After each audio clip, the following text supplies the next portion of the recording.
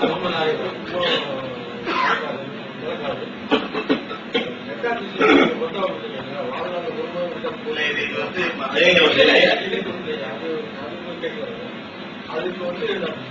வந்து டிஸ்கஷன் பண்றதா வர மாட்டேன்.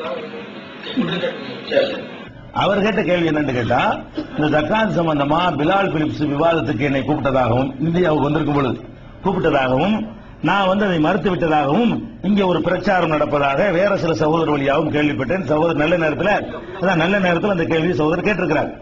அதாவது பிலால் பிலிப்ஸ் என்பவர் வந்து இந்தியாவில் ஐஏஎம் என்ற ஒரு அமைப்பின் மூலமாக அழைக்கப்பட்டு ஒரு பொது நிகழ்ச்சிக்காக வந்திருந்தார், பயான் செய்வதற்காக வந்திருந்தார். வந்தவர் என்ன செஞ்சாருன்னு கேட்டா, நம்மளை எல்லாம் சந்தித்து ஒரு ஃப்ரெண்ட்லி அதை பத்தி பேசுறதுக்கு பதிலாக மேடையில ஏறி அந்த ஜக்காத்தை பற்றி சொல்லும் போது ரொம்ப கடுமையான முறையில அது ஒரு பப்ளிக் இஷ்யூவாக ஆக்கி நம்ம ஒரு தப்பான கருத்துல இருக்கிற மாதிரியான ஒரு கேள்வி பதில சொல்லிட்டாரு.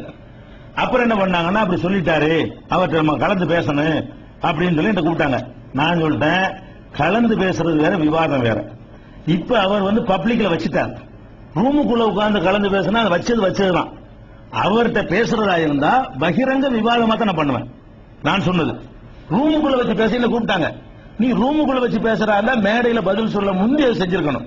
இவ்வளவு பேரையும் கூப்பிட்டு நான் ஒரு வழிகேட்டில் இருக்கேன்னு சொல்லிவிட்டு நம்ம ரெண்டு பேரும் ரூம்ல பேசுவோம்னா நீங்க எந்த கருத்துல போவீங்க? நான் வழிகேடனுங்கிற அந்த கருத்தோட போவீங்க. அப்ப எந்த மக்கள் மத்தியில விளம்பரம் பண்ணி கூட்டம் போட்டீங்களோ அந்த மாதிரி இது சம்பந்தமா விவாதம் நடக்கணும், விளம்பரம் பண்ணணும். அவர் எதிரணியில நிக்கணும், நான் ஒரு அணியில நிக்கணும்.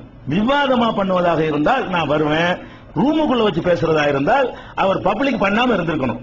நம்மளை பத்தி அது ரொம்ப பயங்கரமான வழிகேட்டில் இருக்கிறதாகவும் உலகத்துல யாரும் சொல்லாத சொல்லிவிட்டாரு, அது மாதிரிலாம் சொல்லாம இருந்திருக்கணும் அப்படின்னு நான் சொன்னேன். இது நடந்த விஷயம். அதுக்கப்புறம் சென்ற ஆண்டு பீஸ்ங்கிற ஒரு கண்காட்சி நடத்தினாங்க இல்லையா, அதுக்கு அவர் வருவதாக இருந்தார். அப்போ நான் விடாம என்ன பண்ணேன்னு கேட்டா, அது நடத்தக்கூடிய ஜிப்ரி காசிம் என்ற ஒரு சகோதரர் ஐஏஎம் என்ற நிறுவனத்துடைய தலைவராக இருக்கிறாரு.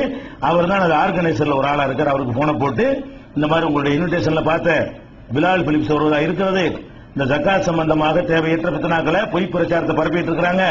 இதுக்கு வந்து ஒரு அரங்கத்திலாவது பெரிய அளவில் இல்லாவிட்டாலும் ஒரு அரங்கம் குறைஞ்சபட்சம் வீடியோ எடுக்கணும், ஒரு 100 பேராச்சும் இருக்கணும். அதை வச்சு நம்ம போட்டு காட்டிக்கலாம்ல. ஒரு அரங்கு அளவிலாவது அவரோட நான் வந்து விவாதம் பண்ணணும். அது சம்பந்தம் அவர் உண்மையை சொன்னார். அவர் சொல்ற சரியா இருந்தா நான் ஏத்துக்கிற தயாரா இருக்கிறேன்.